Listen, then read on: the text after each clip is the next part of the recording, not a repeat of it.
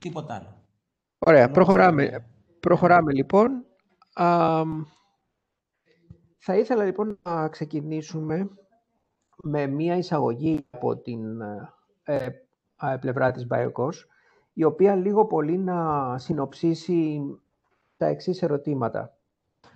Τι είναι η ανάλυση DNA, αν έχουν όλα τα όντα DNA και πώς μπορούμε να πούμε ότι αυτά τα δύο μας βάζουν στον κόσμο της ταυτοποίησης, στην επιστήμη της ταυτοποίησης.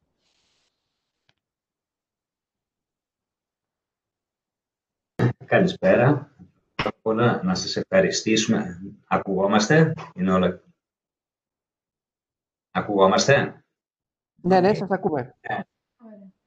Πρώτα απ' όλα να σας ευχαριστήσουμε για τη δυνατότητα να μιλήσουμε λίγο για κάποιες βασικές έννοιες της δουλειάς μας. Νομίζω ότι θα την κάναμε την παρουσίαση ανεξαρτήτως καραντίνας ή όχι. Γιατί νομίζω δεν υπάρχει πιο δύσκολο και πιο ζώρικο με την καλή έννοια κοινό από τα νέα παιδιά. Και προσωπικά για μένα είναι που δεν έχω καμία ικανότητα διδασκαλίας, θεωρώ. Είναι μεγάλη πρόκληση. Τι είναι το DNA? Έχουμε ετοιμάσει και μια παρουσίαση που ελπίζουμε μέσα από την παρουσίαση να δείξουμε κάποιες, να απαντήσουμε σε κάποια στα τρία αυτά ερωτήματα. Και κατόπιν να περάσουμε σε μια ανοιχτή συζήτηση. Οπότε,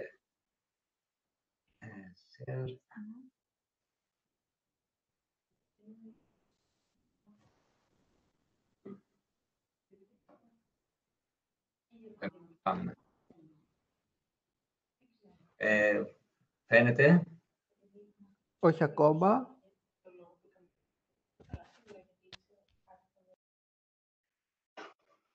Πάντως DNA υπάρχει παντού, σε οτιδήποτε ζωντανό.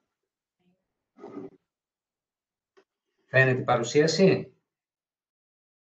Όχι ακόμα. Εγώ δεν τη βλέπω τουλάχιστον.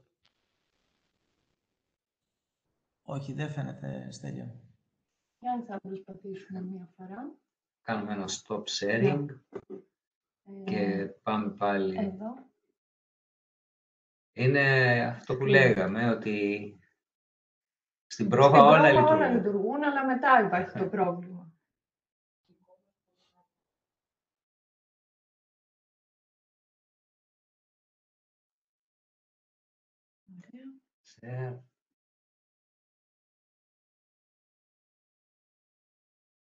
Εντάξει, μπορεί να μην μας κάνει τη χάρη. Αν δεν μας κάνει τη χάρη, θα συνεχίσουμε. Συζητάμε εντωμεταξύ, ώσπου ο υπολογιστής να αποφασίσει ότι του ζητάμε να κάνει share. Στην ερώτηση, η πρώτη ήταν, Γιάννη, αν υπάρχει DNA σε όλους τους οργανισμούς. Σωστά? Σωστά. Και μια δεύτερη ερώτηση ήταν τι είναι η ανάλυση DNA, δηλαδή τι σημαίνει η ανάλυση DNA. Ωραία.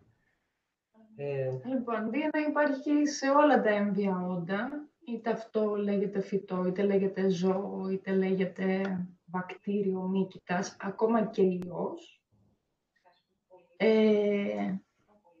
Και τώρα η ανάλυση DNA είναι ουσιαστικά μια διαδικασία κατά την οποία μπορούμε να γνωρίσουμε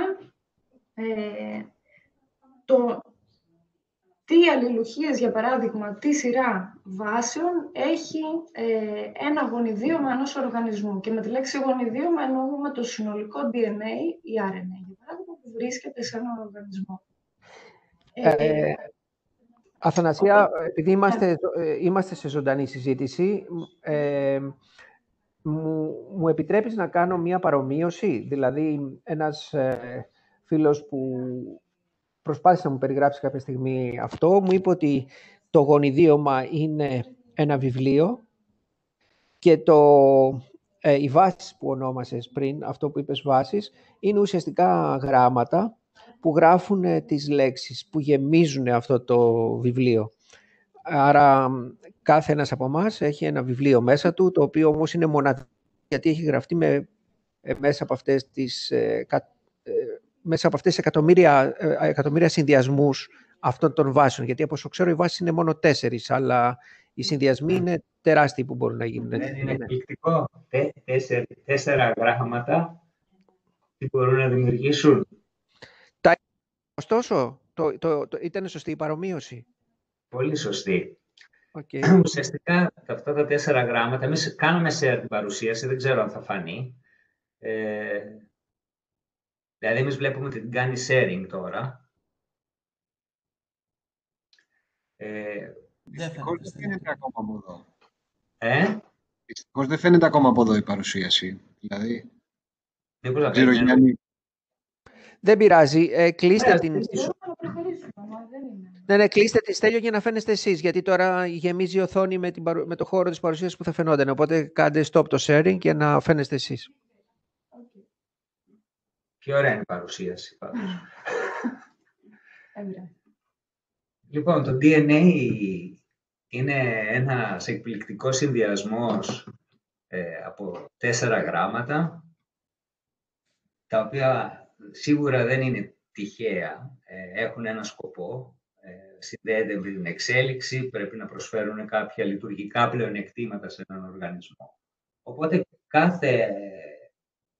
κάθε τι που είναι ζωντανό έχει το δικό του βιβλίο. Το δικό του βιβλίο που βέβαια είναι γραμμένο από 4 γράμματα, ενίοτε με την ίδια σειρά, ενίοτε με διαφορετικές σειρές. Οπότε η ανάλυση DNA και η έννοια της ανάλυσης DNA είναι και αυτή λίγο πολυδιάστατη, γιατί η ανάλυση DNA είναι όταν εσύ κάνεις τη λεγόμενη αλληλούχηση του DNA, παίρνεις από έναν οργανισμό όπως έγινε του ανθρώπου, που είναι 3 δισεκατομμύρια βάσεις, δηλαδή είναι 3 δισεκατομμύρια αδενίνη, θυμίνη, γουανίνη, κοιτοσίνη, 4 βάσεις. Το διαβάζεις, το χαρακτηρίζεις, που για να το χαρακτηρίσεις μετά περνάς με τις αναλύσεις της βιοπληροφορικής. Είναι η υπολογιστική βιολογία. Η βιοπληροφορική ουσιαστικά είναι ένα υβρίδιο. Πριν μια δεκαετία λίγο τσακωνόντουσαν όλοι πάνω κάτω αν είναι βιολόγος που κάνει βιοπληροφορική, αν είναι ο άνθρωπος που κάνει υπολογιστικές επιστήμες που κάνει βιοπληροφορική. Εγώ νομίζω, γιατί έχουν καταλήξει πλέον όλοι, ότι είναι ένα υβρίδιο από επιστήμονες. Κανείς δεν μπορεί να είναι ικανός σε όλες τις ανάγκες αυτής της επιστήμης. Είτε λέγεται προγραμματισμός, είτε λέγεται στατιστική, είτε λέγεται βιολογία. Χρειάζεσαι πληροφορία από όλους αυτούς τους ανθρώπους για να μπορέσουν να καταλήξουν και να σου παραδώσουν, να επεξεργαστούν αυτό το τεράστιο όγκο δεδομένων. Δηλαδή τα DNA δεδομένα ξεπερνάνε νομίζω 40 φορές το YouTube αυτή τη στιγμή. Μάλιστα και αυτή τη στιγμή πριν μερικά χρόνια, και είναι κάτι το οποίο συνεχώς παράγονται καινούργια δεδομένα. Δεδομένα που γίνονται μέσα από ερευνητικά κατά κύριο λόγο ιδρύματα, τα οποία κάνουν μια εξαιρετική δουλειά με αυτόν τον τρόπο για να προσφέρουν γνώση. Και αυτή όλη η γνώση μετά έχει τη δυνατότητα να αναπτυχθούν όλες οι λύσεις, όσο το δυνατόν περισσότερες λύσεις που μπορούν να αφορούν την ποιότητα της ζωής μας. Την ποιότητα της ζωής στον τομέα της υγείας, αλλά ακόμα και στη βιομηχανία τροφίμων. Οπότε κάπως έτσι και εμείς με αυτά τα δεδομένα, τα οποία βρίσκονται διαθέσιμα σε γενετικές βάσεις και με τη χρήση υπολογιστικής επιστήμης, τα επεξεργαζόμαστε. Οπότε παίρνουμε όλα αυτά τα ωραία βιβλία, τα επεξεργαζόμαστε και βρίσκουμε τις λέξεις που είναι μέσα στα κεφάλαια, στις παραγράφους, που σου επιτρέπουν να διακρίνεις 2 οργανισμούς ενός του ίδιου είδους, αλλά ακόμα και από διαφορετικά είδη. Αν πάρουμε μια ντομάτα και ένα λεμόνι, θα τα καταλάβουμε. Να ζητήσω εδώ, Στέλιο, να ζητήσω μια χάρη, επειδή ακόμα στην οθόνη δεν φαίνεστε εσείς, φαίνεται η προσπάθεια σας να κάνετε sharing την παρουσία. Για περίμενε. Μήπως μπορούμε να το κόψουμε αυτό για να μπορείτε να φαίνεστε. Ναι. Τώρα φαινόμαστε. Όχι. Ακουγόμαστε. Ακουγόσαστε, βέβαια. Εντάξει, τουλάχιστον να ακουγόμαστε. Δεν ξέρω τι έχει γίνει. Μάλλον πως είναι. Άμα είναι πάρα πολύ, νομίζω ότι το σύστημα έχει κάποιο θέμα. Ναι. Εγώ έκανα stop το βίντεο και το ξαναξεκίνησα, αλλά αν δεν μας βλέπετε και τώρα, να το ξανακάνω και να δούμε. Ναι, ίσως να κάνουμε μια σύνοψη σε αυτή τη φάση και να κάνετε να κάνετε ένα login και ένα logout και ένα login για να μπορέσουμε να βλέπουμε εσάς, γιατί είναι πιο σημαντικό από το να βλέπουμε την οθόνη. Okay. Ωραία. Να κάνουμε λοιπόν μια σύνοψη μέχρι εδώ που έχουμε φτάσει. Άρα λοιπόν το DNA είναι σε όλους τους οργανισμούς, τους έβιους οργανισμούς. Μια πέτρα προφανώς δεν έχει DNA. Άρα δεν μπορούμε να κάνουμε DNA ανάλυση σε μια πέτρα και να ξέρουμε αν είναι γρανίτης ή αν είναι άνθρακας ή δεν ξέρω τι άλλο είναι. Αυτό είναι ένα συμπέρασμα νομίζω που βγάλαμε.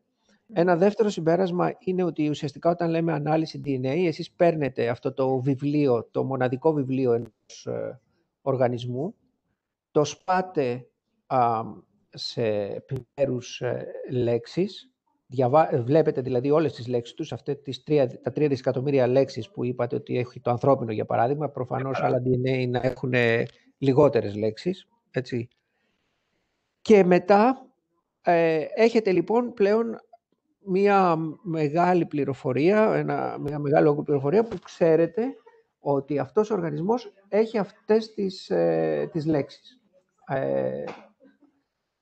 Ναι. Αυτή είναι η σύνοψη, σωστά τα έχω πει μέχρι εδώ. Ναι, ουσιαστικά ο σκοπός μας εμάς είναι να καταλήξουμε, να βρούμε. Αν πάρουμε το παράδειγμα της ελιάς, για παράδειγμα, στις ποικιλίες ελιάς, δύο διαφορετικές ποικιλίες ελιάς έχουν κάποιες διαφορές. Στις λέξεις τους. Σε ένα γράμμα, σε μία λέξη, ας πούμε. Ακριβώς. Οπότε εμείς, εντοπίζοντας με μεθόδους βιοπληροφορικής αυτές τις διαφορές, in silico, δηλαδή στον υπολογιστή, βλέπουμε κάποια βασικά στοιχεία που σου επιτρέπουν να την πας στο εργαστήριο και τότε αυτή την αλληλουχία την παίρνει η αθανασία και πάει στο εργαστήριο και κάνει τα πειράματα επιβεβαίωσης της λειτουργικότητας, της πόσο διακρίνει. Αυτά θα μας τα πείτε μετά. Ωραία. Άρα προσπαθήστε να κάνετε ένα restart για να βλέπουμε εσάς όπως βλέπαμε και πριν εσάς. Ναι. Επανερχόμαστε.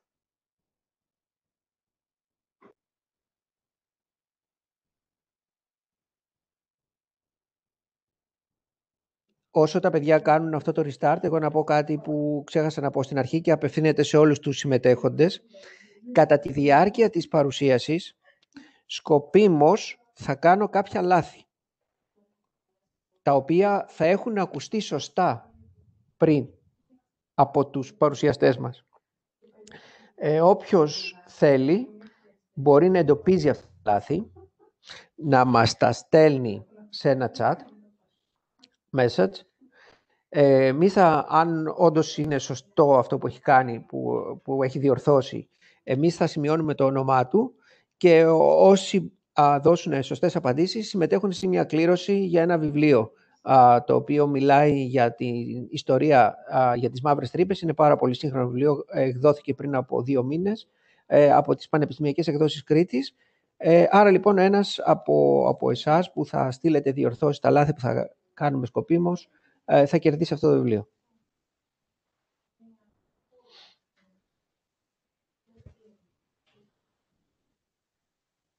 Εμείς είμαστε πάλι εδώ, αλλά νομίζω ότι ακόμα δεν μας βλέπετε. Ναι, ακόμη Ακόμα βλέπετε το share που δεν υπάρχει, ναι. Κάνατε logout από το event και ξαναμπήκατε. Ναι. Για να δούμε, ανοίξουμε και δίπλα τον άλλο υπολογιστή. Μπορώ να ανοίξω και το δικό μου υπολογιστή και να μπούμε από μένα. Να δούμε, μήπως και.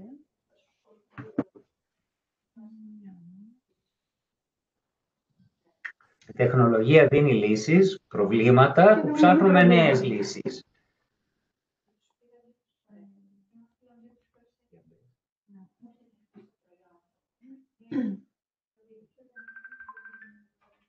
Ναι, τώρα σας βλέπουμε. Τώρα μας βλέπετε. Ναι.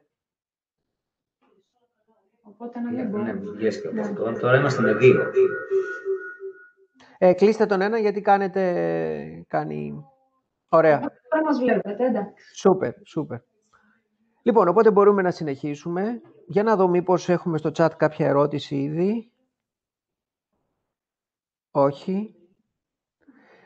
Λοιπόν, άρα λοιπόν, περνάμε στο επόμενο ερώτημα, στο οποίο νομίζω μπορεί να μας απαντήσει. Να με Ναι. συγχωρείς.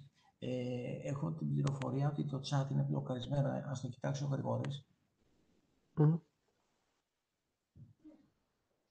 Δεν μπορούν να γράψουν, δηλαδή. Για μισό λεπτάκι. Ναι.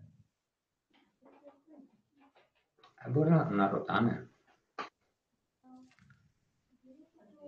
Ωραία. Okay.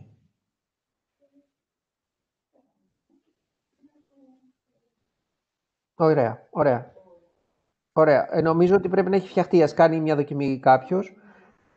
Ωραία. Να ρωτήσω τώρα το εξής. Νομίζω μάλλον η Αθανασία είναι η καταλληλότερη να μας απαντήσει σε αυτό. Ωραία. Τώρα βλέπω ότι μπορούμε να δεχόμαστε chat.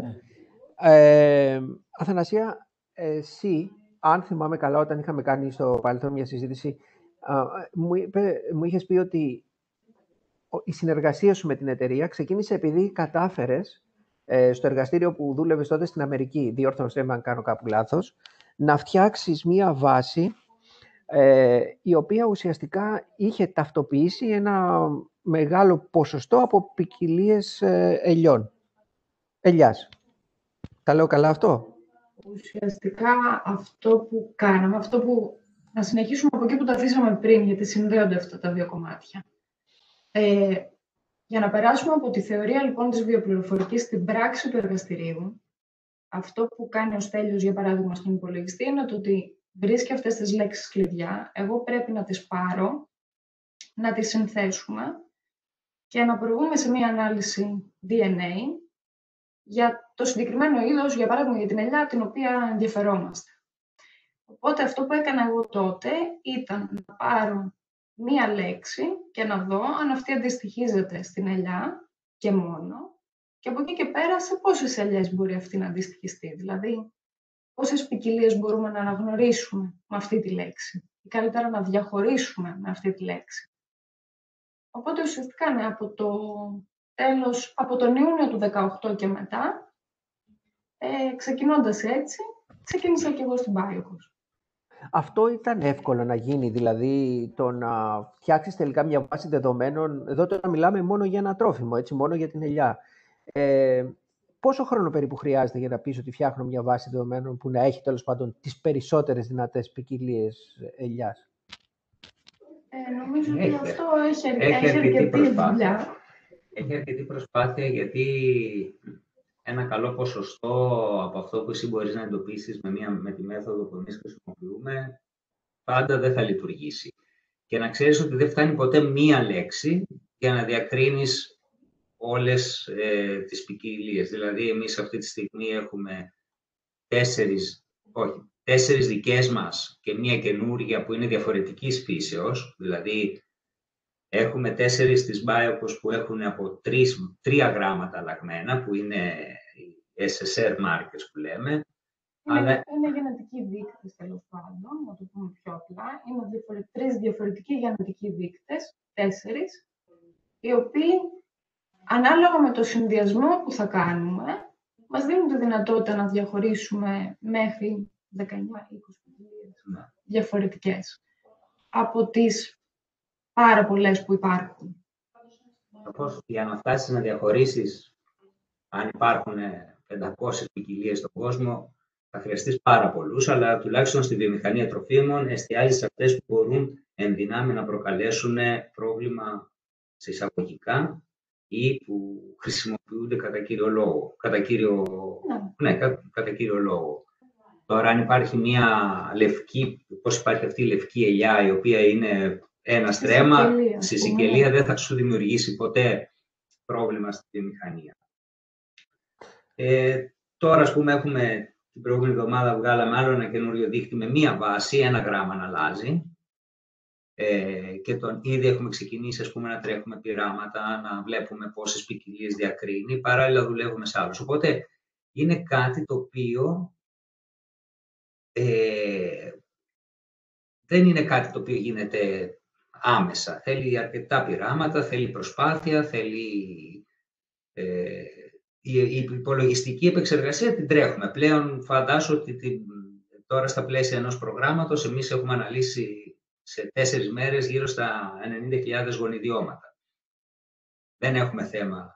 Αυτό είναι μόνο υπολογιστική δύναμη. Απλά ναι, από τη θεωρία στην πράξη υπάρχει ένα μεγάλο βήμα το οποίο πρέπει να γίνει και παίρνει και χρόνο, γιατί πρέπει να είσαι αρκετά σίγουρος για αυτό το οποίο λες ότι μπορείς να κάνεις, πριν να πεις στον κόσμο ότι μπορείς να το κάνεις. Εδώ γεννιέται και το ερώτημα, από τη στιγμή όμως που θα το πεις ότι ξέρετε αυτή η ελιά είναι κορνέκι ή αυτό το αλεύρι είναι αλεύρι ζέας, πόσο σίγουροι είστε ότι ισχύει αυτό? Πρέπει να έχεις τουλάχιστον ένα ποσοστό επιτυχίας 98-99%. Άρα είσαστε πάρα πολύ σίγουροι, όταν δηλαδή κάποιος θα σας φέρει ένα προϊόν και εσείς θα το ταυτοποιήσετε, είσαστε 98-99% σίγουροι ότι έχετε πέσει μέσα. Το 2% ας πούμε συγκεκριμένα στο ελαιόλαδο δεν το θεωρείς καν πρόβλημα, γιατί μπορεί να είναι υπολείμματα από μια δεξαμενή ή να είναι ένα τυχαίο γεγονός, αλλά... Είναι και λίγο πιο πρακτικό ότι κάποιες ελιές, για παράδειγμα, χρειάζονται μια άλλη ποικιλία μέσα στο χωράφι για λόγους επικονίασης. Ναι. Εκεί δεν πούμε αυτό. Μέχρι τώρα έτσι και αλλιώς υπήρχαν μέθοδοι υποτίθεται ταυτοποίησης τροφίμων, έτσι και υπάρχουν ακόμα. Υπάρχει φασματογραφία, υπάρχει μοριακή ανάλυση, αλλά προφανώς η ακρίβειά τους δεν είναι εξίσου υψηλή σε σχέση με την ακρίβεια αυτής της μεθόδου που χρησιμοποιείτε εσείς, έτσι. Κοίτα, ουσιαστικά και εμάς μια μοριακή ανάλυση είναι. Δεν είναι... Το καινοτόμο θα έλεγα ότι είναι η ταχύτητα που έχουμε καταφέρει να εξάγουμε τους δείχτες και που μπορούμε να τους πετυχαίνουμε με τη μέθοδο της βιοπληροφορικής. Όλες οι τεχνολογίες, έχουν τα πολύ δυνατά του σημεία και έχουν και τα πολύ αδύναμα σημεία. Τα αδύναμα σημεία μπορεί να είναι τόσο σε επίπεδο ποιότητας μιας, ας πούμε, επιστημονικό, αλλά μπορεί να είναι και καθαρά και οικονομικό. Μπορεί να είναι η χρόνη παράδοσης. Οπότε μια τεχνολογία μπορεί να είναι εξαιρετική και να είναι πανάκριβη και να μην είναι χρήσιμη. Δηλαδή και τα ισότοπα που κάνουν για την προέλευση και αυτά βασίζονται σε μια παραγωγή δεδομένων που γίνεται χρόνια με συλλογή δεδομένων και με στατιστική ανάλυση. Η ακρίβεια λοιπόν η επιστημονική των ισότοπων, για παράδειγμα, αυτή τη στιγμή μπορεί να είναι στο 99%. Αλλά αν σε 10 χρόνια μας συλλέξουν τόσα δεδομένα, σίγουρα θα έρθουν διορθώσεις. Οπότε συνήθως η επιστήμη πρέπει να απαντάει για αυτά που γνωρίζει και όχι για ό,τι αμφιβάλλει. Ναι. Αυτό τώρα ακούγεται λίγο παράδοξο βέβαια, αλλά ναι, γιατί υποτίθεται ότι αμφιβάλλω και άρα μαθαίνω, αμφισβητώ για την ακρίβεια και αμφιβάλλω και άρα μαθαίνω. Να ρωτήσω όμως εδώ το εξής τώρα. Εσείς λοιπόν έχετε κάνει για την ελιά, νομίζω αν μου είχατε πει καλά, θυμάμαι καλά, μου είχατε πει και για καφέ, ότι κάνετε και για καφέ και έχετε μπλεχτεί και λίγο με το αλεύρι, σωστά? Με το αλεύρι... Έχουμε ξεκινήσει με καφέ. Το αλεύρι είναι κάτι το οποίο η αλήθεια είναι ότι αν αποφασίσουμε ότι θα ξεκινήσουμε, δεν θα είναι τώρα στα κοντινά μας. Όχι, δεν θα είναι. Το αλεύρι είναι πιο πολύ αυτό που κάναμε, που συσχετίζεται με τη βιομηχανία των...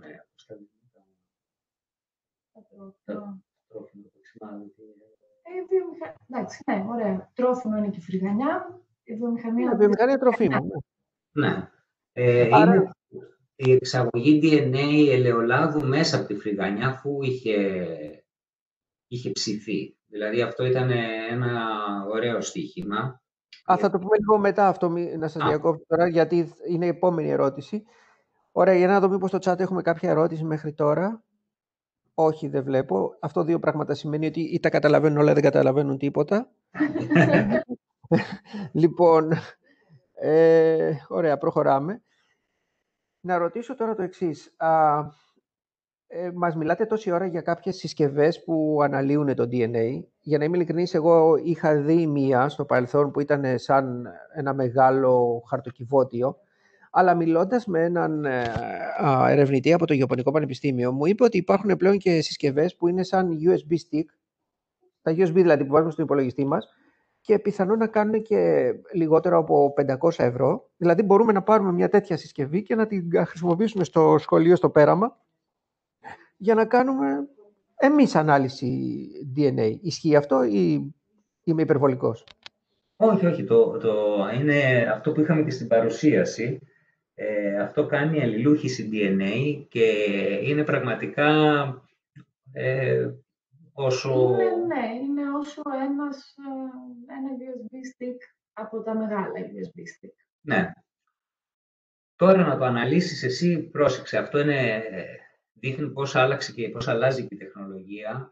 Δηλαδή αυτά τα μηχανήματα υπάρχουν ακόμα και σε μεγάλο μέγεθος, δηλαδή που είναι σαν γραφείο, σαν κομμωδίνο, γιατί η ποιότητα μερικές φορές είναι και σημαντική, οι ικανότητες του μηχανήματος. Αλλά αυτά τα καινούργια μηχανήματα είναι μηχανήματα τα οποία θα αλλάξουν ριζικά, νομίζω, με την πάροδο του χρόνου και την επιστήμη και φτιαχτήκαν για να κάνεις, ας πούμε, φαντάσου τώρα αυτούς τους αυθεντικούς βιολόγους, εγώ τους λέω αυθεντικούς βιολόγους, γιατί αυτοί είναι που πάνε και συλλέγουν δείγματα από ένα δάσος, από νέους οργανισμούς που δεν τους έχουμε ανακαλύψει, δεν υπάρχει το DNA, ή πάνε στην Αρκτική. Αυτοί είναι ικανοί με αυτά τα στικάκια να κάνουν την αλληλούχηση του DNA και να δημιουργήσουν τα δεδομένα.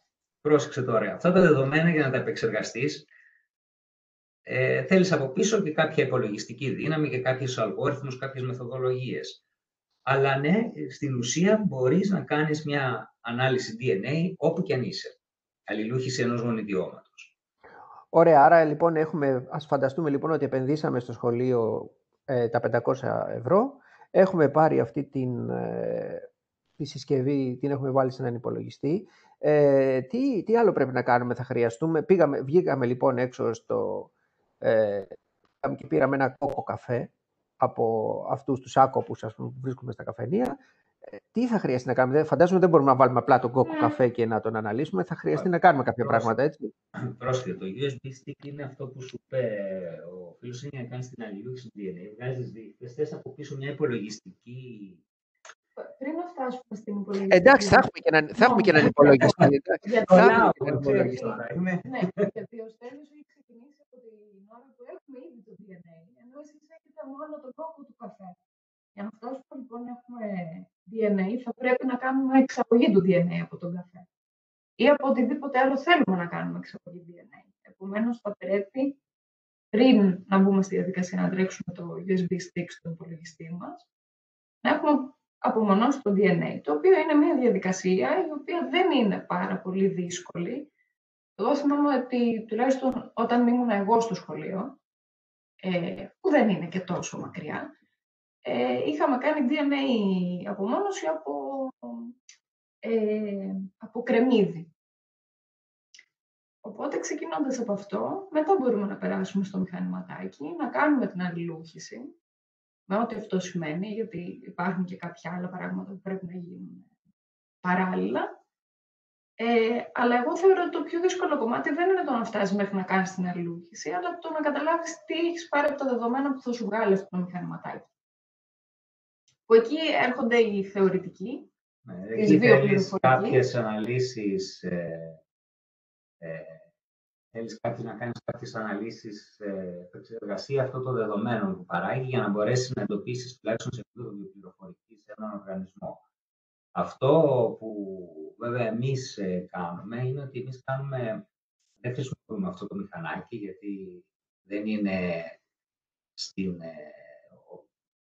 στους στόχους της εταιρείας. Εμείς χρησιμοποιούμε άλλα φορητά μηχανάκια, τα οποία του βάζεις το DNA που εσύ θες και σου δίνει κάποια σήματα στον υπολογιστή με κάποιες καμπύλες. Αλλά έχουμε εντωμεταξύ στήσει όλη τη λύση.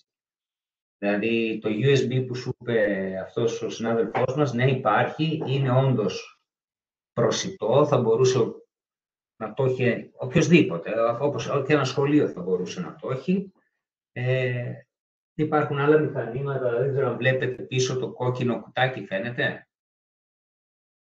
Φαίνεται, ναι. Ναι. Αυτό, ας πούμε, το κόκκινο κουτάκι είναι Ένας αναλυτής λυσιδωτής αντίδρασης πολυμεράς πραγματικού χρόνου. Είναι μια PCR, real-time PCR. Επίσης έχουμε και μια ερώτηση και τη βλέπω. Αν έχει γίνει ανάλυση DNA σε στιγμίο καφέ NES. Ναι, αυτός που την έκανε, μάλλον δεν άκουσε στην εισαγωγή ότι αν δεν κάνω λάθος, η ανάλυση DNA δεν μας βοηθάει να διαπιστώσουμε μας βοηθάει να ταυτοποιήσουμε αν ο καφές που έχει μέσα στον νεσκαφέ είναι αράμπικα ή ρομπούστα και αν έχει έρθει από την Κολομβία ή αν έχει έρθει από την Ινδία ή αν έχει έρθει από το Περού. Δεν μας βοηθάει να μάθουμε εάν μέσα στον καφέ έχουν βάλει ας πούμε, και ρινίσματα σιδήρου για να τον κάνουν πιο καλό, αλλά αυτό τον κάνει τοξικό, ας πούμε. Έτσι. Η ποιότητα δεν συσχετίζεται πάντα με το DNA. Το DNA βέβαια σου επιτρέπει να εντοπίσεις μια ποικιλία που έχει κάποια χαρακτηριστικά που σου δίνει και που μπορεί να διαφέρει. Ναι, για παράδειγμα, η ποιότητα του καφέ της αράμπικα σε σύγκριση με την ποιότητα του καφέ της ρομπούστα είναι διαφορετική. Αλλά με το DNA εμείς θα πούμε αν είναι ας πούμε αράμπικα ή ρομπούστα και όχι το τι ποιότητας καφέ παράγει η κάθε ποικιλία. Ούτε αν είναι ενωθευμένο αυτό με κάποιο, αν ο νεσκαφέ μας μέσα έχει ας πούμε και κάποια άλλη ουσία αρωματική η οποία είναι τοξική. Πρέπει να ξέρεις τι είναι, δηλαδή... Και πάλι με το DNA για παράδειγμα δεν θα βρεις. Όχι, δεν μπορείς να το κάνεις. Όχι, αν έχεις βάλει ένα άλλο φυτικό προϊόν, συνήθως χτίζεις τους πιο συνήθεις ύποπτους. Δεν πας δηλαδή πώς στο ελαιόλαδο το νοθεύουν με σπορέλαιο ή μυλιέλαιο, ας πούμε. Οπότε δημιουργούν δείχτες για τα σπορέλαια. Οπότε ψάχνουν στο ελαιόλαδο με DNA αν περιέχει ένα έλαιο που είναι διαφορετικό από το ελαιόλαδο. Από το ελαιόλαδο, ναι. Περισσότερο νομίζω εδώ είναι καλό να πούμε σε αυτούς που μας ακούν ότι το DNA είναι για να ταυτοποιεί την αυθεντικότητα αυτού που μας λέει η βιομηχανία ότι τρώμε. Δηλαδή ότι το ψωμί μας μέσα έχει το αλεύρι που έχει το ψωμί μας και μας λέει ο βιομήχανος που το έχει κατασκευάσει ότι είναι αλεύρι ζέας, ότι είναι πράγματι αλεύρι ζέας και όχι αλεύρι από κρυθάρι. Ναι, και ο βιομήχανος να μπορεί να γνωρίζει ότι οι προμηθευτές του παραδίδουν αυτό που πραγματικά έχει πληρώσει. Γιατί μπορεί να θέλεις να φέρεις το καλύτερο από την άλλη άκρη του κόσμου. Δυστυχώς η βιομηχανία τροφίμων, δυστυχώς και ευτυχώς, είναι παγκόσμια. Δηλαδή φέρνουμε προϊόντα που έρχονται από πρώτες ύλες που έρχονται από την άλλη άκρη του κόσμου. Οπότε ο έλεγχος όλη αυτή τη διαδρομή δεν είναι τόσο εύκολος. Με αποτέλεσμα να μπορεί να υπάρξει και μία νοθεία που γίνεται ενάγνοια μιας εταιρείας, που να έχει τον καλύτερο σκοπό και να βρεθεί ότι να πληρώσει κάτι το οποίο δεν είναι η αξία αυτού που ζήτησε και παράλληλα αυτό να το βάλει κατά λάθος και στην αλυσίδα παραγωγής του και να παραδώσει στους καταναλωτές ένα προϊόν που δεν είναι αυτό που αυτοί πληρώνουν. Είναι το -1 και το +1 της ιχνηλασιμότητας. Τι γίνεται πριν την παραγωγή, πριν φτάσει στην εταιρεία και τι γίνεται μετά, το +1. Μάλιστα. Ναι. Ωραία. Ναι. Οι ποικιλίες καφέ έχουν εντοπιστεί τώρα στο NES. Εγώ δεν ξέρω. Εντάξει, η αλήθεια είναι ότι υπάρχει δημοσιευμένο ένα άρθρο, το οποίο έχουν κάνει οι authors, τέλος πάντων, διαφορετικές αναλύσεις. Και η αλήθεια είναι ότι όσο πιο κατεργασμένος είναι ο καφές, δηλαδή το σακουλάκι του Nescafé, για παράδειγμα, που θα πάρουμε εμείς, τόσο πιο δύσκολο είναι να απομονώσεις DNA από εκεί και να πεις, για παράδειγμα, ότι είναι αράμπικα ή ρομπούστα ή ό,τι άλλο μπορεί να είναι. Και αυτό έχει να κάνει με τα στάδια επεξεργασίας που περνάει το συγκεκριμένο προϊόν. Και επίσης να πω και κάτι άλλο, ότι θα ήθελα πολύ να φτιάξουμε την οθόνη και να βλέπετε εμάς, αλλά δεν ξέρουμε πώς να το κάνουμε. Επειδή υπάρχει ένα σχόλιο στην οθόνη, βλέπουμε όλους τους συμμετέχοντες. Δεν βλέπουμε κανένα. Όχι, εμείς βλέπουμε το κεντρικό. Και βλέπουμε και όλους τους συμμετέχοντες. Φαινόμαστε εμείς. Στην κάθε οθόνη ατομικά. Δηλαδή λέει layout επάνω δεξιά. Αν επιλέξουμε focus, βλέπουμε μόνο το κεντρικό. Δηλαδή εσάς. Σωστά, δηλαδή αυτό έχει να κάνει κυρίως με την οθόνη του ανθρώπου που έχει το πρόβλημα. Οκ. Ναι. Εντάξει.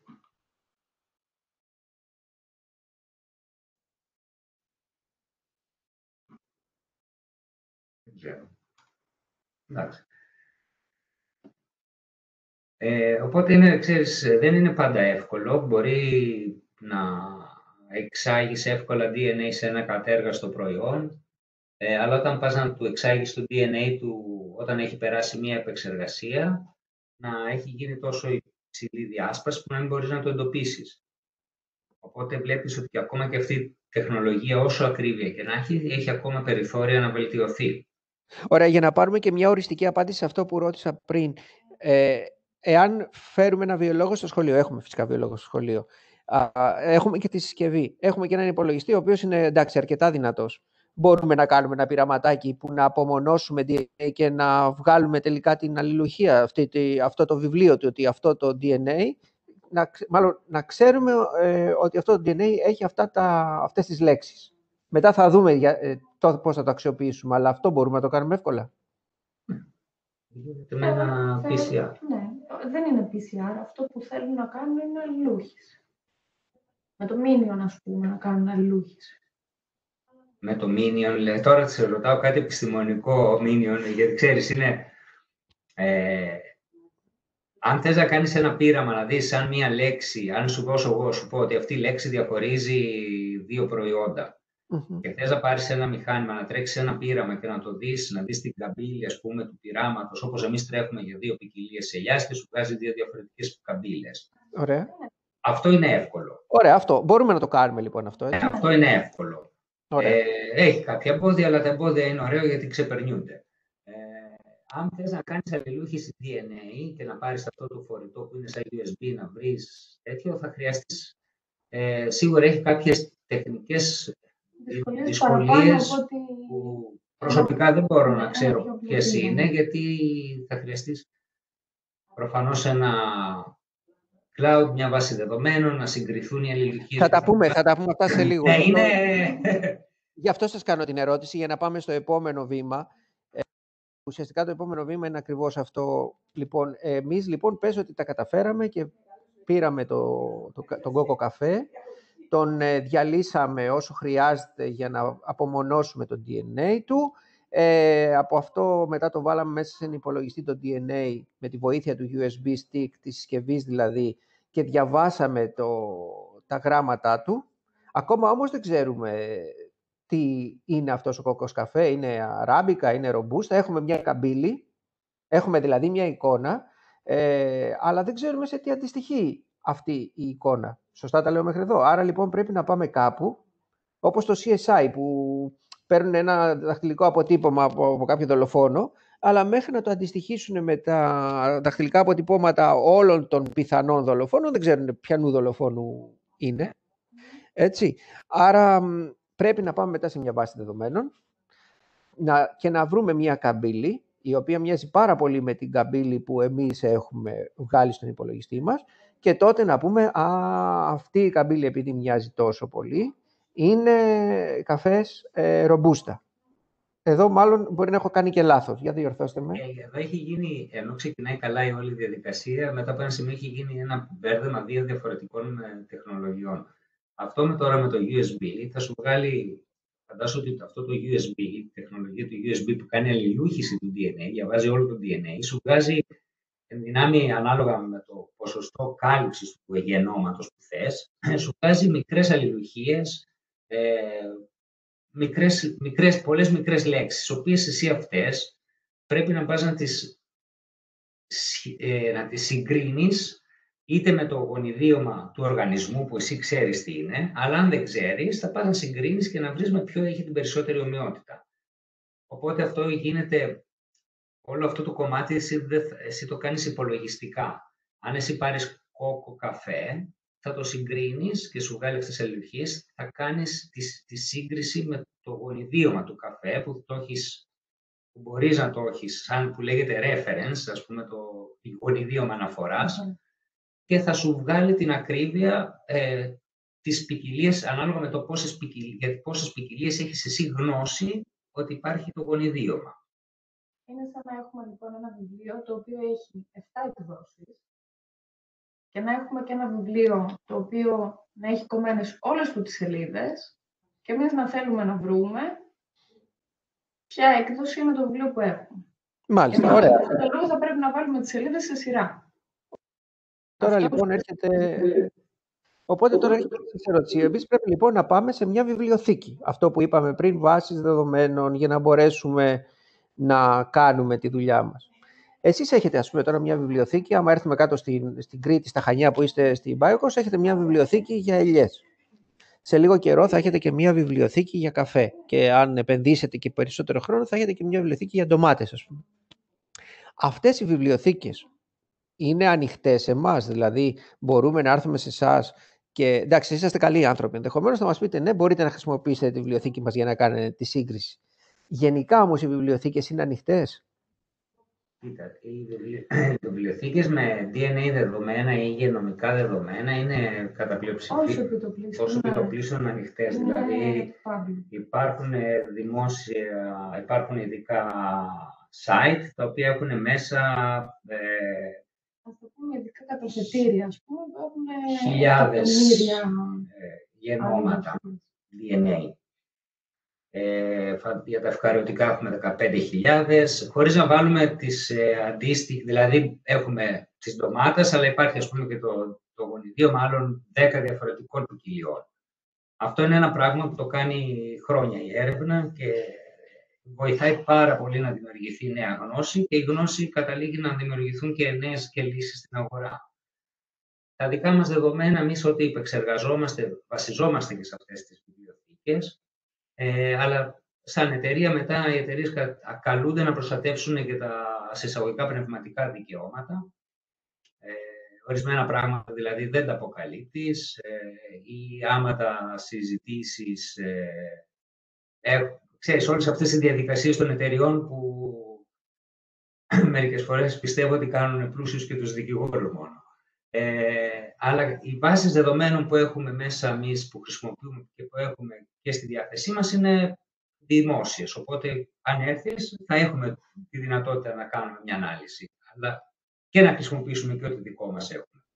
Εντάξει, άρα, αν κατάλαβα καλά, μπορούμε να κάνουμε συγκρίσεις, αλλά σίγουρα σε κάποιες περιπτώσεις προϊόντων θα βρούμε περιορισμούς, γιατί οι βάσεις δεδομένων που θα μας επιτρέπανε να κάνουμε τη σύγκριση είναι κλειδωμένες από κάποιες επιχειρήσεις που τις έχουν δημιουργήσει, γιατί θεωρούν ότι είναι πνευματικά τους δικαιώματα. Άρα πρέπει να πληρώσουμε ένα ποσό. Για μια παρένθεση. Και είναι και πνευματικά δικαιώματα ερευνητικών ιδρυμάτων. Δηλαδή υπάρχουν πάρα πολλές λέξεις κλειδιά που είναι διαθέσιμες στις δημοσιεύσεις, αλλά πριν τις δημοσιεύσουν πολλά ερευνητικά κέντρα ανά τον κόσμο και πολύ σωστά πράττουν, τις έχουν κάνει πατέντα. Που σημαίνει ότι και μια εταιρεία να θέλει να τις χρησιμοποιήσει θα πρέπει να πληρώσει δικαιώματα στο πανεπιστήμιο. Και αυτό είναι μια πολύ τίμια, θα έλεγα, και ορθή πρακτική, γιατί και το πανεπιστήμιο ή ένα ερευνητικό κέντρο ξοδεύει ενέργεια, ξοδεύει χρήματα και προσδίδει νέα γνώση. Αυτή η νέα γνώση πρέπει να του φέρει και αντίκτυπο, ακόμα και αν είναι μέσα από μια εμπορική συνεργασία.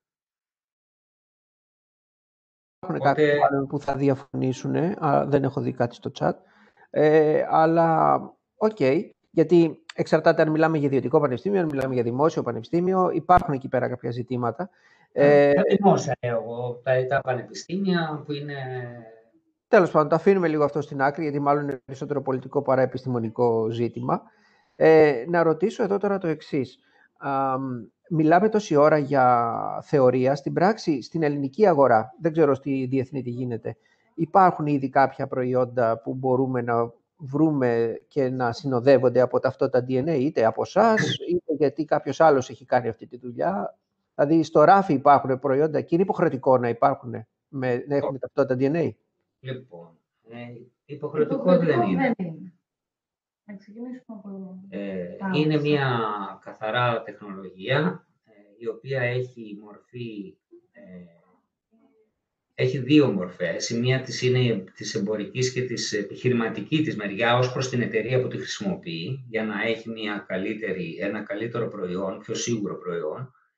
Και παράλληλα το DNA είναι και μια τεχνολογία και η χνηλασιμότητα, η οποία συμβάλλει πάρα πολύ και σε θέματα βιοποικιλότητας, προστασίας δηλαδή ορισμένων ποικιλιών, δίνοντάς τους μια υπεραξία. Παράλληλα βοηθάει να αναπτυχθούν και να υποστηρίξει τον πρωτογενή τομέα, γιατί όταν εσύ δίνεις αξία σε ένα προϊόν στην αγορά, η συνέπεια είναι ότι θα αποκτήσει αξία και η περιοχή από την οποία έρχεται.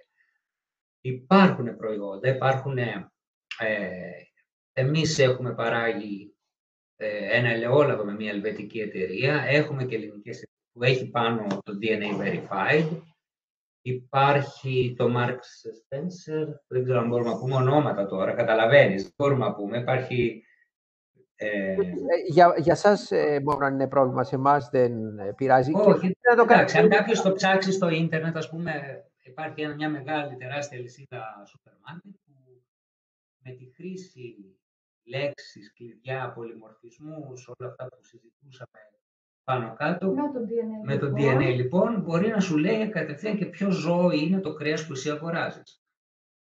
Ουσιαστικά αυτό που έχουμε κάνει είναι μια μορφή πολύ ισχυρής χνηλασιμότητας από τη φάρμα μέχρι το ράφι. Και αυτό το πράγμα έχει ξεκινήσει στη Βόρεια Ευρώπη ουσιαστικά. Προβιωτικά τα οποία είναι γενετικά ταυτοποιημένα, υπάρχει υπάρχει καφές ο οποίος είναι γενετικά ταυτοποιημένος. Τόση ώρα, συγγνώμη που διακόπτω, αλλά τόση ώρα μιλάμε για γενετική ταυτοποίηση, ξεχάσαμε το πιο σημαντικό, έτσι, ότι μέσα από την ανάλυση DNA μπορείς να εντοπίσεις και αν το τρόφιμο που τρως έχει γενετικά τροποποιημένη ποικιλία. Δηλαδή, αν η σόγια, ας πούμε, για παράδειγμα, στο αλεύρι σου, είναι σόγια από δέντρο, από σογιόδεντρο, ας πούμε, ή αν είναι από σογιόδεντρο που είναι γενετικά τροποποιημένο. Σωστά το λέω? Άρα είναι ένας τρόπος ανίχνευσης και γενετικά τροποποιημένων τροφίμων αυτός, έτσι? Όχι μόνο, και παθογόνων. Μπορεί να εντοπίσει παθογόνους οργανισμούς μέσα στο τρόφιμο, στο νερό, το DNA. Δηλαδή αλλά πρέπει να το υποψιαστείς ότι υπάρχει αυτός ο παθογόνος. Κοίτα, γίνονται τακτικοί έλεγχοι και από τις εταιρείες γενικά, γιατί η ασφάλεια στα τρόφιμα είναι ένα πολύ σημαντικό θέμα και είναι αρκετά αυστηροί οι κανόνες. Κάποια παθογόνα τα γνωρίζεις, οπότε γίνονται εύκολα οι έλεγχοι. Παράλληλα χτίζονται και αναλύσεις μικροβιακές με αυτά τα στικάκια, ας πούμε, που λέγεις, που αναφερθήκαμε πριν. Να μπορείς να ξέρεις μια σειρά από παθογόνα που μπορεί να βρίσκονται μέσα σε μια λίμνη ή σε ένα χώρο που γίνεται η δουλειά, η παραγωγή ενός προϊόντος. Οπότε όλο αυτό το DNA έχει και μια σπίδα προστασίας ως προς τη αφορά και τι προβλήματα μπορεί να προκαλέσουν προβλήματα υγείας στους καταναλωτές. Είναι ένα φοβερό εργαλείο. Ωραία. Φανταστικό. Έχουμε και μια ερώτηση εδώ από το κοινό μας. Εάν υπάρχει, λέει, παρόμοια εταιρεία στην Ελλάδα, τι νομική μορφή έχει η δικιά σας και ποιες ειδικότητες εργάζονται σε εσάς ή μπορούν να εργαστούν? Προφανώς είναι δάσκαλος αυτός, ο οποίος ενδιαφέρεται πάρα πολύ για να μας βάλει στο επόμενο κομμάτι της συζήτησης τι πρέπει να σπουδάσει κιόλας κάποιος για να μπορέσει να δουλέψει για σας. Λοιπόν, παρόμοια εταιρεία στην Ελλάδα νομίζω ότι υπάρχει. Δεν ξέρω αν είναι συστημένη εταιρεία ή όχι. Υπάρχουν παρόμοιες εταιρείες. Η διαφορά είναι ποιο είναι το καθετοποιημένο σου προϊόν, ποιο είναι το ατού σου. Η νομική μας μορφή πλέον είναι οίκε. Και έχουμε τον κύριο Αρχοντάκη, ο οποίος είναι βιοπληροφορικάριος. Έχουμε τον Νόντο τον Κόκκινο, που είναι τεχνολόγος γεωπόνος και εχθές ορκίστηκε, πήρε το MBA του στο marketing. Έχουμε τον... δηλαδή έχουμε εμένα. Έτσι, έχουμε και εμένα εδώ. Κοίτα, μια εταιρεία, έχουμε δικηγόρο τον Άγιο τον Καρζή, έχουμε... Και εγώ να μου πω τι είμαι. Εγώ είμαι επειδή σου κάνει την εισαγωγή γι' αυτό. Οπότε ναι, έχουμε 2 γεωπόνους στην εταιρεία. Έχουμε τον Άγιο τον Καρζή, ο οποίος είναι ο νομικός μας σύμβουλος.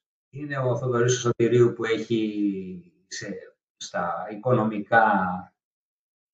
Γενικά μια εταιρεία θέλει πολλούς ανθρώπους. Το τι θα σπουδάσεις και το πάλι εταιρεία να κάνεις, θα χρειαστείς και άλλους ανθρώπους δίπλα σου.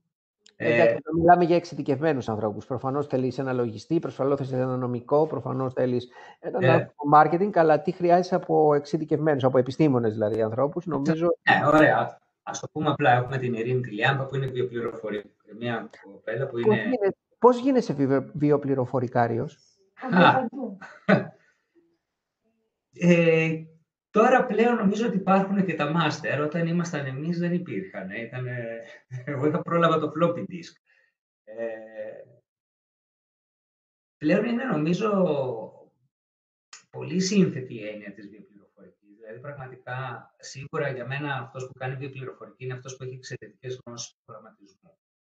Ξεκινάει από εκεί. Και καλή κατανόηση της βιολογίας. Και κατανόηση της βιολογίας, γιατί πρέπει να κατανοήσεις τα προβλήματα που καλείσαι να απαντήσεις με δεδομένα. Άρα τουλάχιστον 2 πτυχία, έτσι. Ναι, από αρκετούς φίλους που γνωρίζουν. Ναι, πρέπει να είσαι καλός βιολόγος και να αγαπάς τον προγραμματισμό ή να είσαι πάρα πολύ καλός προγραμματιστής και να αγαπάς τη βιολογία. Βέβαια, το προγραμματισμός μαθαίνεται, δεν είναι απαιτητικός, βέβαια.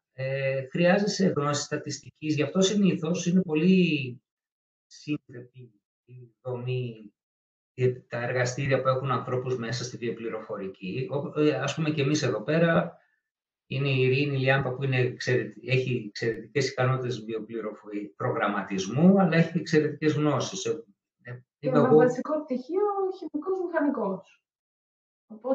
Οπότε καταλαβαίνεις ότι η βιοπληροφορική μπορεί να μάθει κάποια στιγμή οποιοσδήποτε.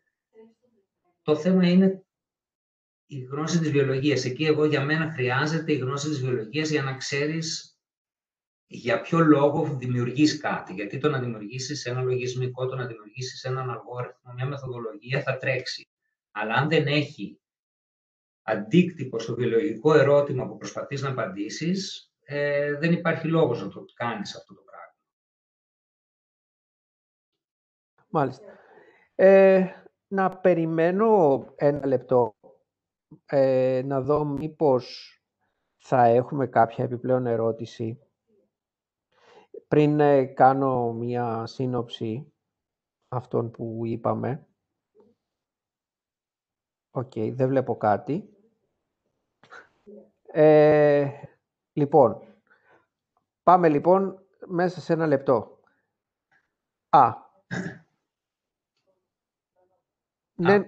Μπορεί να το ξέρει. Μπορούμε να το ξέρουμε. Ήταν η απάντηση νομίζω που δώσανε και πριν ο Στέλιος και η Αθανασία.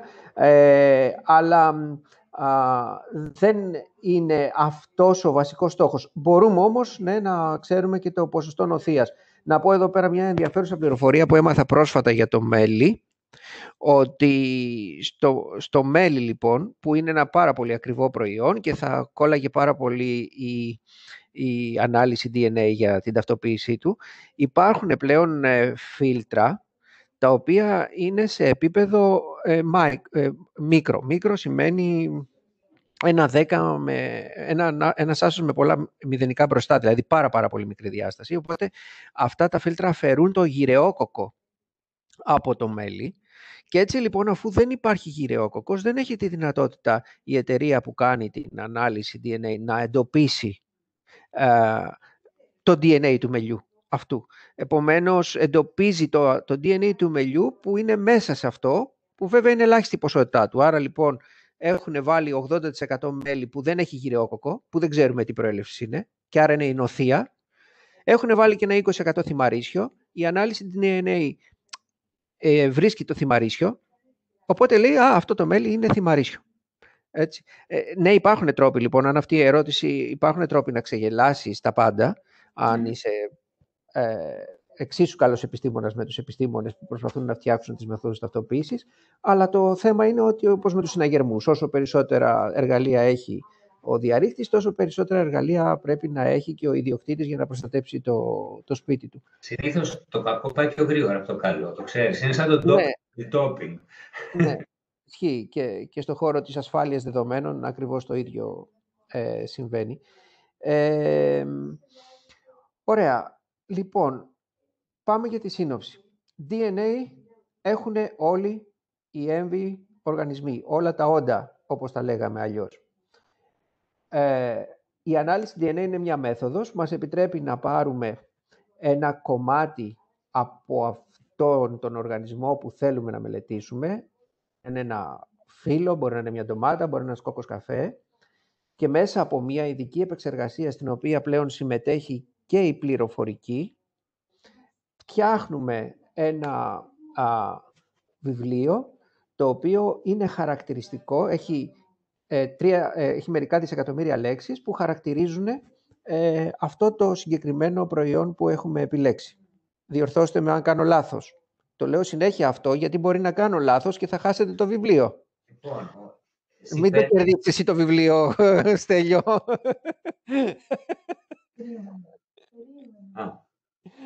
Παιδιά, μήπως έκανα κανένα λάθος.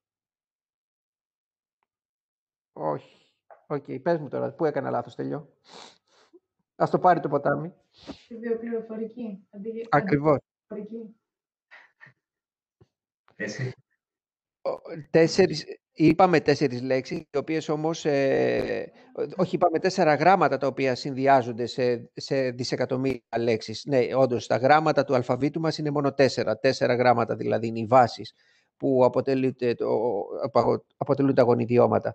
Αλλά αυτές οι τα 4 γράμματα μπορούν να συνδυαστούν και να δημιουργήσουν δισεκατομμύρια λέξεις. Οπότε, αν είπα λέξη είναι λάθος. Αν είπα λέξη είναι λάθος, οπότε είσαστε συμμέτοχοι, κυρία Αθανασία Ράπη, για το βιβλίο. Θα το δω στο record και θα σας απαντήσω.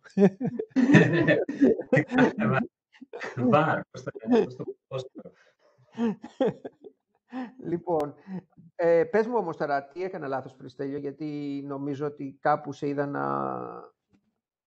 σε αυτό που είπα όσον αφορά την ανάλυση. Κάπου...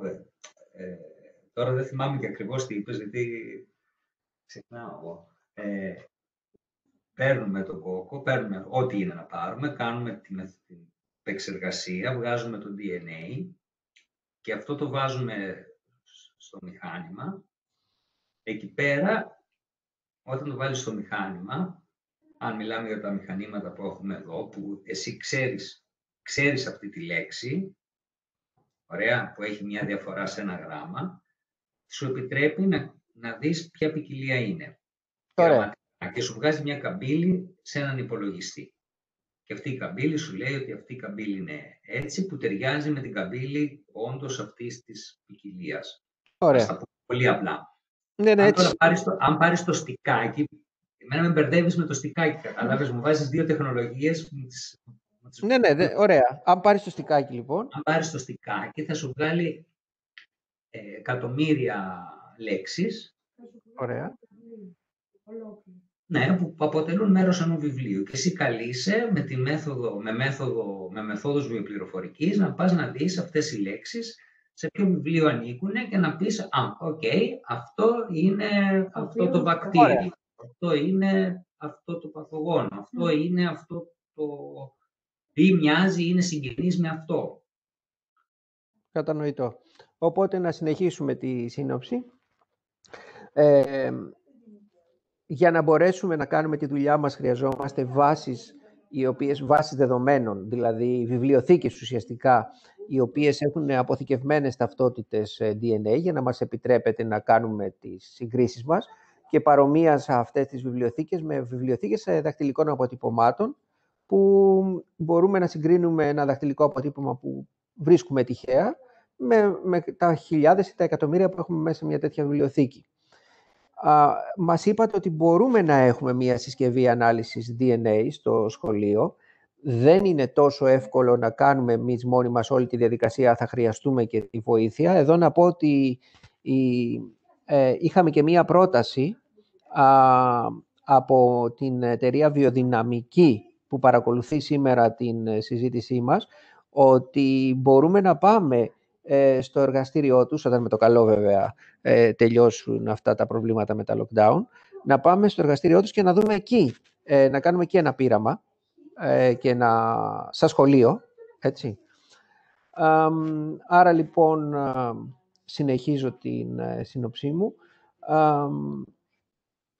Οι βάσεις DNA σε μεγάλο ποσοστό είναι διαθέσιμες. Υπάρχουν όμως και κάποιες οι οποίες δεν είναι διαθέσιμες σε όλους. Χρειάζεται να πληρώσεις κάποιο ποσό για να μπορέσεις να χρησιμοποιήσεις αυτές τις βάσεις. Υπάρχουν στην αγορά ήδη προϊόντα που συνοδεύονται από ταυτότητα DNA και κατά πάσα πιθανότητα αυτά θα πληθύνουν στο μέλλον, γιατί και η βιομηχανία τροφίμων αλλά και οι αγοραστές θέλουν να ξέρουν, και οι μεν τι αγοράζουν αλλά και οι δεν τι τρώνε. Έτσι. Και από ό,τι κατάλαβα, γεωπόνος είναι μία διαδρομή που μπορεί να ακολουθήσει κάποιος για να ασχοληθεί με αυτό το αντικείμενο που ασχολείστε εσείς στην εταιρεία σας.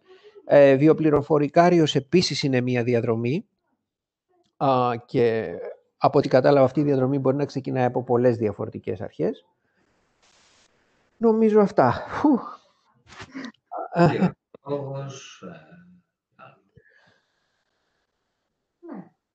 Το βίο το χρειάζεσαι. Ναι, το βίο. Είτε είναι βιολόγος, είτε είναι βιοτεχνολόγος. Ναι, πρέπει να έχει σχέση λοιπόν με μια επιστήμη της ζωής, έτσι. Ναι. Με μια επιστήμη της ζωής. Λοιπόν, είμαστε στις 8 και 8 λεπτά, δηλαδή σχεδόν έχουμε συμπληρώσει μια ώρα. Αν δεν έχουμε κάποια ερώτηση που θα ξανακοιτάξω τελευταία στιγμή, όχι, δεν βλέπω κάτι. Να σας ευχαριστήσουμε πάρα πολύ για το χρόνο που μας δώσατε. Μισό λεπτάκι, γιατί ήρθε μια ερώτηση. Ναι, που λέει ευχαριστούμε πολύ για την παρουσίαση. Να σας ευχαριστούμε πολύ λοιπόν για το χρόνο που μας δώσατε. Να ευχαριστήσουμε και την εταιρεία που μας πρότεινε να πάμε στο χώρο της και να μπορέσουμε να κάνουμε εκεί κάποιο πείραμα, την εταιρεία Βιοδυναμική. Βλέπω εδώ ότι κάποιος έχει σηκώσει χέρι για να μιλήσει. Η Αθανασία Ιαράπη. Μισό λεπτάκι να της δώσουμε το λόγο. Ωραία. Καλησπέρα κυρία Ιαράπη. Καλησπέρα. Απλά δεν πρόλαβα να πληκτρολογήσω την ερώτηση. Ήθελα να ρωτήσω, ας υποθέσουμε ότι σε λίγο καιρό όλα τα προϊόντα είναι υποχρεωτικό να έχουν πάνω αναγεγραμμένη την γενετική τους ταυτότητα. Εμείς, οι απλοί καταναλωτές, διαβάζοντας, εν πάση περιπτώσει, μπορούμε να γνωρίζουμε αληθινά αν το τρόφιμο αυτό είναι ένα τρόφιμο που μπορούμε να το καταναλώσουμε με ασφάλεια ή όχι. Και ένα δεύτερο, εάν τα δεδομένα της εταιρείας BioCost και άλλων παρόμοιων εταιριών πηγαίνουν και στους υπεύθυνους φορείς του κράτους, τους φορείς που είναι αρμόδιοι για την ασφάλεια τροφίμων, ή αν δουλεύουν μόνο ιδιωτικά προς το παρόν. Ευχαριστώ. Στην πρώτη ερώτηση, ένα προϊόν, ας πούμε, που λέει ότι είναι γενετικά ταυτοποιημένο και το αναγράφει, για να θα μπορεί κάποιος να πάρει αυτό το προϊόν, θα πρέπει να έχει το ίδιο αποτέλεσμα.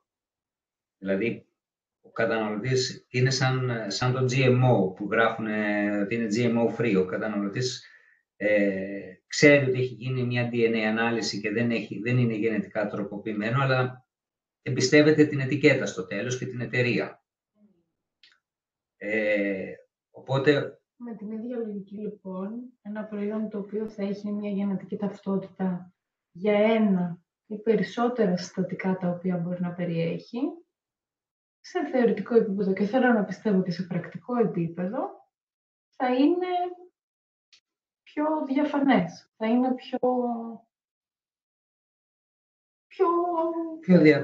περισσότερη διαφάνεια στην ετικέτα και ως προς το καταναλωτή. Άρα ο καταναλωτής πρέπει να νιώσει μια περισσότερη σιγουριά, αλλά όχι σε θέμα και ασφάλειας.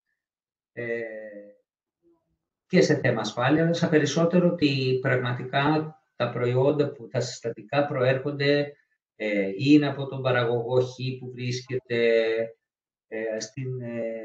στην περιοχή, πήρε τον καφέ, για παράδειγμα, από τους παραγωγούς που είναι στην Νικαράγουα και δεν πήγε να τον πάρει από μια περιοχή που παράγεται καφές και εκεί πέρα που γίνεται η παραγωγή αυτού του καφέ, η καλλιέργεια, δεν τηρούνται ούτε οι συνθήκες του fair trade, της προστασίας των ανθρώπων. Οπότε σου δίνει μια περισσότερη γνώση ότι πραγματικά αγοράζεις κάτι το οποίο έχει περισσότερη διαφάνεια, περισσότερη προσοχή και κατά αποτέλεσμα και περισσότερη ασφάλεια.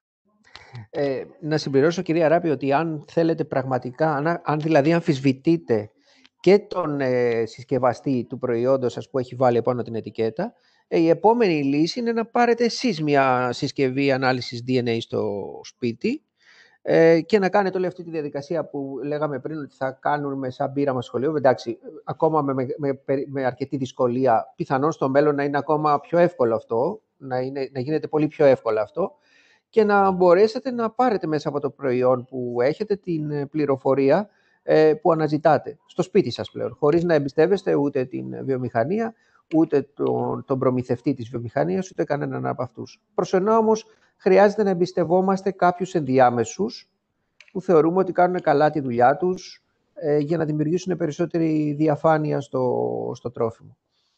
Αυτή δηλαδή είναι αυτή τη στιγμή η πραγματικότητα. Για να απαντήσουμε στο δεύτερο σκέλος της ερώτησης, προς το παρόν λειτουργούμε σαν ιδιωτική εταιρεία. Δεν μοιραζόμαστε τα δεδομένα μας με κρατικούς φορείς και αυτό γιατί η μέθοδος η οποία χρησιμοποιούμε, όπως είπαμε και λίγο πιο πριν στην κουβέντα μας, δεν είναι απαραίτητη.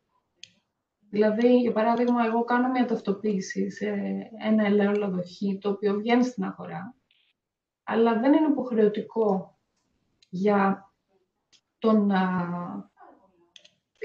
αυτή την εταιρεία, ας πούμε, να κάνει αυτό το τεστ. Όταν γίνει... Αν δεν γίνει, θα υπάρχει και αυτή η ανταλλαγή, ας πούμε, δεδομένων και πληροφοριών. Είναι και τι αναγράφουν στην ετικέτα. Εγώ να βάλω 5 ελαιόλαδα, ας πούμε, για παράδειγμα, να φτιάξω ένα blend, δεν απαγορεύεται, ούτε κάνω μια παράνομη πράξη. Όταν πω ότι ο καφές μου έχει αράμπικα και δεν πω ότι έχει 100% αράμπικα, η εταιρεία είναι καλυμμένη νομικά γιατί θα πει έχει αράμπικα. Τώρα, αν έχει μέσα και ρομπούστε ένα ποσοστό, εγώ το βάζω για τη γεύση. Δεν αλλοιώνω ούτε προκαλώ πρόβλημα στην ασφάλεια του καταναλωτή, την υγεία του. Είναι οι νόμοι που είναι με προσοχή γραμμένοι, ώστε να υπάρχουν όλες αυτές οι δικλείδες ασφαλείας. Γιατί κάποιος μπορεί να λέει ότι έχει ένα μονοπικιλιακό ελαιόλαδο και να έχει αγοράσει ένα λάδι χωρίς να το γνωρίζει, να είναι μιας άλλης ποικιλίας.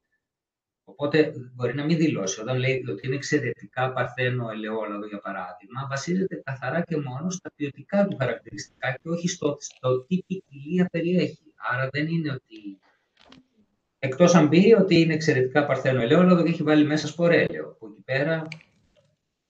Ή αν γράψει στην ετικέτα του εξαιρετικά παρθένο ελαιόλαδο, pop, Καλαμάτας. Εάν γράψει λοιπόν στην ετικέτα του προϊόντος εξαιρετικά παρθένο ελαιόλαδο, pop Καλαμάτας ή pop Λασιθίου, Κορονέικη, ας πούμε. Ή Κορονέικο, και τότε η ανάλυση σας διαπιστώσει ότι δεν είναι pop Καλαμάτας, αλλά είναι pop Ισπανίας, εκεί πράγματι έχει πρόβλημα ο συσκευαστής του προϊόντος. Έτσι.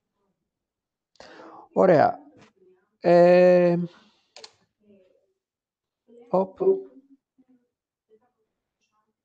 Αν έχουμε αλλοιωμένο DNA σε άνθρωπο, βοηθάει τους γιατρούς να προβούν σε διορθώσεις. Τι σημαίνει αυτό, λίγο να μας...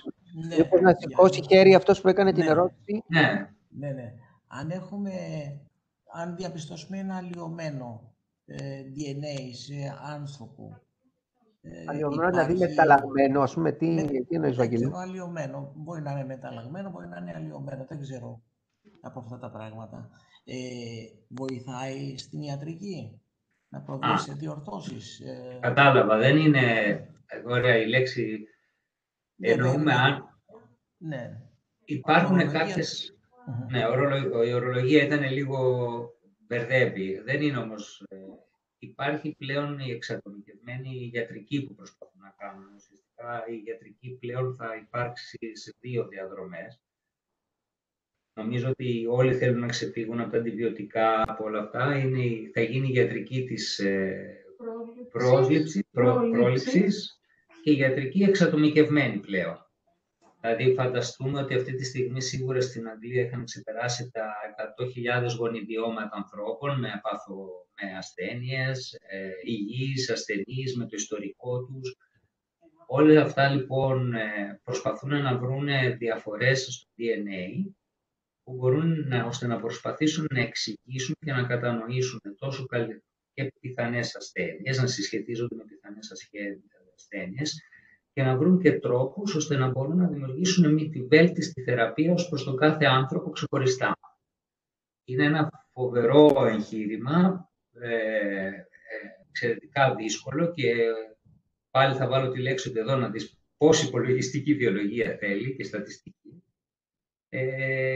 Αν σκεφτούν κανείς ότι είμαστε 8 δις, τα νούμερα είναι ακόμα πολύ χαμηλά, αλλά είναι μια εξαιρετική προσπάθεια. Δηλαδή, δεν απέχουμε από τον Κάταγκα, ας πούμε, το έργο, το περίφημο. Δεν απέχουμε, αλλά...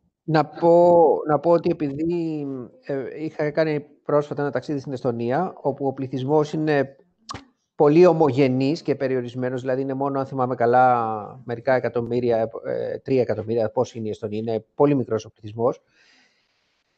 Αυτοί έχουν μία βάση ανθρώπινων γονιδιωμάτων, η οποία είναι αρκετά αντιπροσωπευτική σαν δείγμα του πληθυσμού και ήδη μέσα από αυτή τη βάση κάνανε μία ανάλυση και καταφέρανε να εντοπίσουν ένα γονίδιο το οποίο αφορά τις Εσθονές γυναίκες και αν εντοπίζεται σε μία Εσθονή γυναίκα είναι αυξημένη η πιθανότητα η γυναίκα αυτή να παρουσιάσει καρκίνο του μαστού. Έτσι. Άρα της στέλνουν ένα μήνυμα στο κινητό της και της λένε, κοιτάξτε, μπήκατε σε αυτή τη διαδικασία, θέλουμε να σας ενημερώσουμε ότι η πιθανότητα να παρουσιάσετε στο μέλλον καρκίνο του μαστού είναι αρκετά αυξημένη. Κάντε τις επιλογές σας. Ναι, εντάξει, είναι πάρα πολλά που μπορεί κάποιος να συζητήσει από πάνω, είναι στο εσωτερικό του πληθυσμού. Να πούμε ένα πράγμα, ότι όλοι αυτοί οι πολυμορφισμοί οι οποίοι μπορεί να χρησιμοποιηθούν, για παράδειγμα, είτε για να πούμε ότι κάποιος έχει μεγαλύτερη πιθανότητα να εμφανίσει καρκίνο, είτε οι πολυμορφισμοί.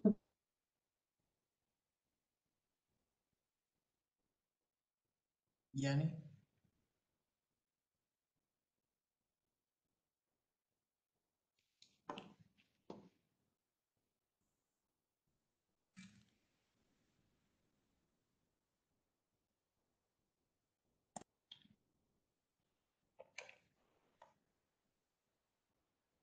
Ναι, λέω, έχουμε χάσει για λίγο τα παιδιά, να περιμένουμε για λίγο να ξαναμπούν και να τους αποχαιρετήσουμε, γιατί τους έχουμε πάρει και αρκετό περισσότερο χρόνο από ό,τι τους είχαμε ζητήσει. Είμαστε στη 1 ώρα και 20 λεπτά περίπου.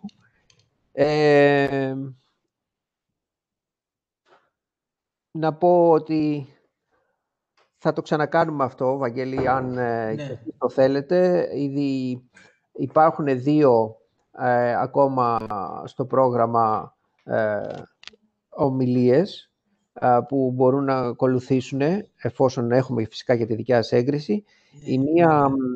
Η μία θα μιλήσει για τα εμβόλια και τα διαγνωστικά τεστ, τα οποία αφορούν